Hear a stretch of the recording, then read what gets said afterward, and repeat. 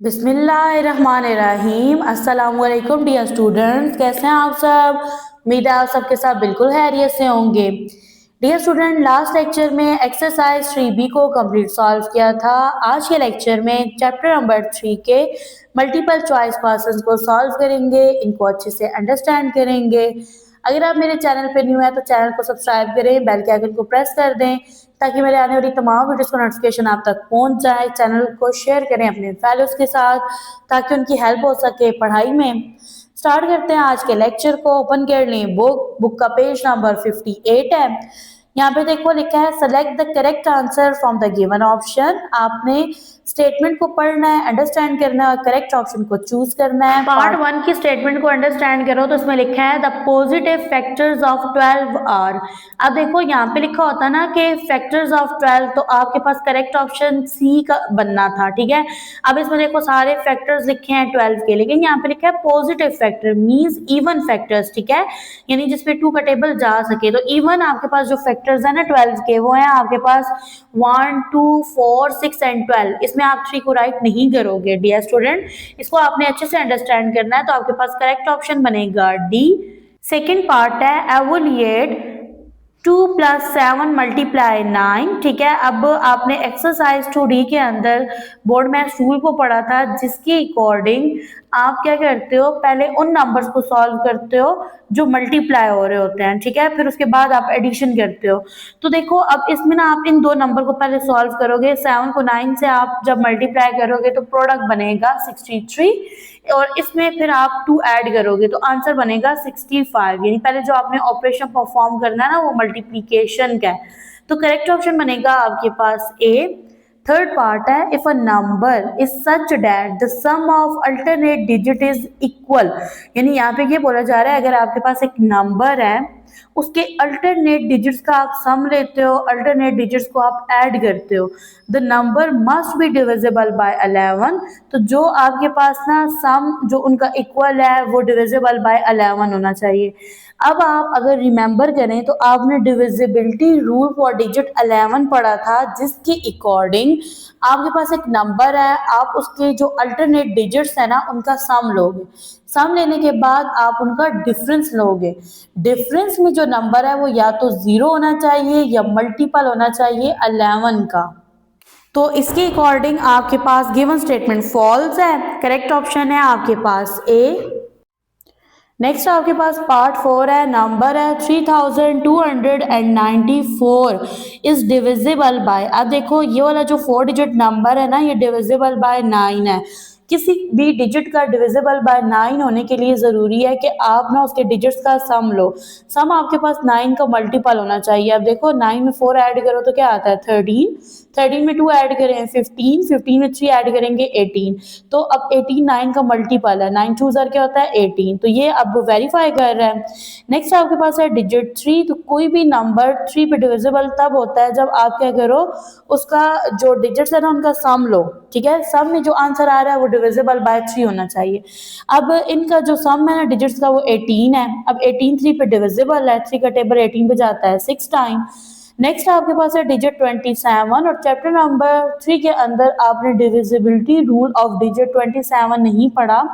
तो आप क्या करो, इस 4 डिजिट नंबर को 27 पे डिवाइड कर दो, तो ये नंबर कंप्लीटली डिवाइड हो जाएगा, रिमाइंडर 0 आएगा। तो आपके पास ये जो 4 डिजिट नंबर है ना ये इन तीनों नंबर पे कंप्लीटली डिवाइड हो रहा है। तो करेक्ट ऑप्शन बनेगा all of the above. Next आपके पास पार्ट 5 है, लिखा है which of the following statement below is true for a set of prime number. यहाँ से बताना है कि कौन सी स्टेटमेंट प्राइम नंबर के लिए ट्रू है। तो सबसे फर्स्ट में 1 इज अ प्राइम नंबर। तो यहाँ पे देखो डियर स्टूडेंट 1 जो है ना वो आपके पास क्या है, एक प्राइम नंबर नहीं है, तो ये रॉन्ग है। नेक्स्ट है आपके पास all prime numbers are odd. तो तमाम प्राइम नंबर्स ओड नहीं होते। 2 आपके पास इवन है लेकिन प्राइम नंबर है। नेक्स्ट यहाँ पे ना देखो द सेट इज इनफाइनाइट। तो ये आपके पास करेक्ट ऑप्शन है कि प्राइम नंबर का सेट इनफाइनाइट है, आप उसको काउंट नहीं कर सकते। अगर डी पार्ट को देखो तो इसमें लिखा है even numbers can not be prime. इसमें वो बोल रहा है कि जो इवन नंबर्स है ना वो प्राइम नहीं होते, जबकि 2 इवन नंबर है और प्राइम नंबर भी है। नेक्स्ट आपके पास है if a number ends with 2 zeros, यानी आपके पास एक नंबर है और वो एंड हो रहा है और एंड पे 2 जीरो आ रहे हैं, it will have 1 2 4 5 10 20 25 50 and 100 age factor. यानी कि अगर आपके पास कोई नंबर है और वो नंबर एंड हो रहा है, एंड पे 2 जीरो आ रहे हैं, तो उसके फैक्टर ये वाले नंबर्स होंगे, ठीक है। Which of the following statement is true for the given numbers. अब ये जो गिवन नंबर्स हैं इनके लिए कौन सी स्टेटमेंट ट्रू है, हिंट लिखी है, are all the given numbers factor of 500। क्या गिवन तमाम नंबर जो हैं ये 500 के फैक्टर हैं, ठीक है। Is 8 a factor of 500। फिर यहीं से क्वेश्चन किया जा रहा है कि ये जो गिवन तमाम नंबर हैं ये 500 के फैक्टर हैं। यहाँ पे देखो तो आपके पास ना 8 फैक्टर है 500 का। सेम ये जो ऊपर गिवन नंबर्स है ना, ये तमाम नंबर्स भी 500 के फैक्टर हैं। तो करेक्ट ऑप्शन बनेगा all of the numbers will be factor. ये तमाम नंबर्स क्या बनेंगे, फैक्टर्स बनेंगे। एमसीक्यूज़ को सॉल्व करने के बाद आपके पास ना समरी आ गई है चैप्टर नंबर 3 की। इसमें आपके पास की आइडियाज़ हैं, ठीक है।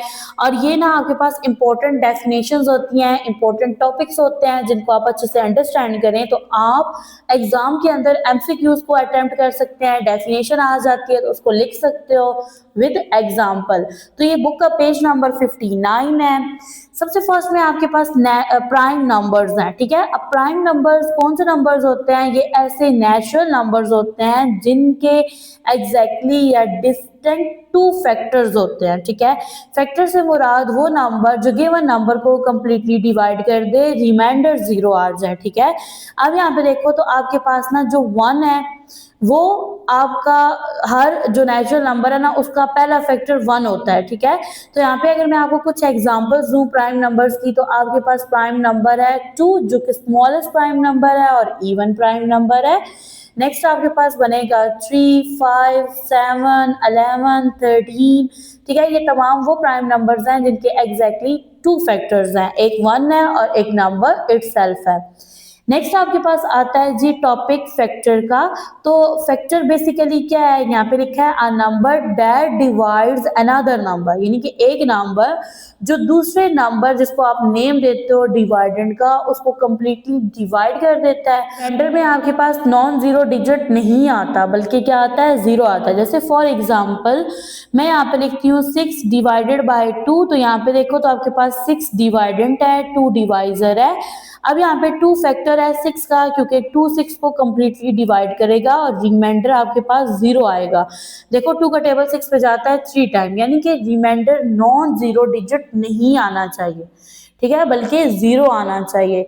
नेक्स्ट आपके पास इवन नंबर वो नंबर्स होते हैं जो कि डिविजिबल बाय 2 होते हैं। जैसे कि यहाँ पे लिखा हुआ है कि a number which is divisible by 2 alternatively a number that is multiple of 2, यानी कि वो नंबर जो डिविजिबल बाय 2 है या फिर अल्टरनेटिवली अगर आप देखें तो वो नंबर मल्टीपल है 2 का। नेक्स्ट आपके पास ओड नंबर है। ओड नंबर वो नंबर होते हैं जो 2 पे डिवाइड नहीं होते और ना ही वो 2 के मल्टीपल होते हैं। तो यहाँ पे इवन नंबर अगर देखा जाए तो आपके पास बनेगा 10 20 14 6 8। ओड नंबर देखो तो आपके पास बन जाएगा 1 3 5 7 9। नेक्स्ट है यहाँ पे कंपोजिट नंबर्स। तो कंपोजिट नंबर्स वो नंबर्स होते हैं जिनके 2 से ज़्यादा फैक्टर्स होते हैं। जैसे फॉर एग्जांपल आपके पास डिजिट 4 एक कंपोजिट नंबर है, क्योंकि इसके आपके पास कितने फैक्टर्स बनते हैं, 3 फैक्टर्स बनते हैं 1 2 एंड 4। नेक्स्ट आपके पास है ट्विन प्राइम्स। ट्विन प्राइम्स का मतलब है कि आपके पास ना प्राइम नंबर का पेयर, और पेयर के अंदर कितने नंबर्स आते हैं, 2 आते हैं।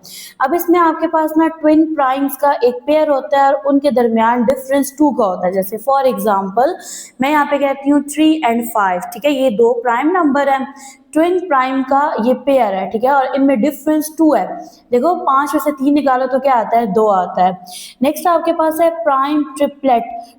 प्राइम ट्रिपलेट का मतलब यह है कि आपके पास ना सक्सेसिव प्राइम नंबर्स होंगे, ठीक है, यानी कि आपके पास 3 प्राइम नंबर का सेट होगा और इन 3 प्राइम नंबर में डिफरेंस होगा 2 डिजिट का। लाइक फॉर एग्जांपल 3 5 एंड 7 में से 5 सब्ट्रैक्ट करें तो 2 आता है, 5 में से 3 को सब्ट्रैक्ट करें तो आपके पास अगेन से क्या आता है, 2 आता है।